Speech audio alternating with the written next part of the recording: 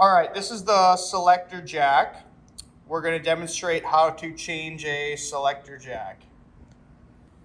We don't actually have a broken one. We're just going to demonstrate on a functional one. Which is the one you're going to change? This lane that I've got like offset. Okay, so what's the first step? So first step is to push the needle all the way up. You have to get it out of the way to remove the U-jack, and then with the U-jack out of the way, we can remove the selection jack. Okay, so step one is push the needle up. Step two is I've isolated the U-jack so that I can pull this out. It's got to go underneath this bar. There's already a video on that. Yep. So just kind of like pull it out and up. It should come right out. And then trail down.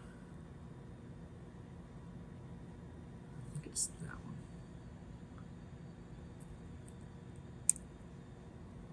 Nope, one next to it.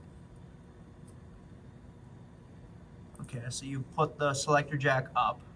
Yep. So now I've isolated the selector jack, and there's a little butt down here at the very bottom.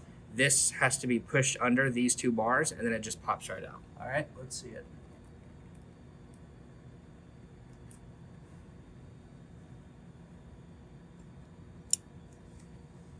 Perfect. Okay, now hold it how you would put it back in, the correct position. So when you put it back in, you put it back in from the top, and it's the same concept. You still have to push this butt underneath it. And you just want to make sure that your butts are facing up, and then that this open part down here is facing down. Okay. So it's going to go in like this. All right, let's see it. And then, sorry, I'm not trying to block, but I'm shaking. There we go. Wait, redo that. Okay, so I'm just putting it back in the lane right now. Yep. I'm just sliding it in the empty lane. And then now this butt has to be pushed underneath. Yeah. Got it. Snaps right in. Got And then you put the U-jack back in. Let's do that. Put the U-jack back in. So you don't need the pliers for this. You can just kind of slide it in and up.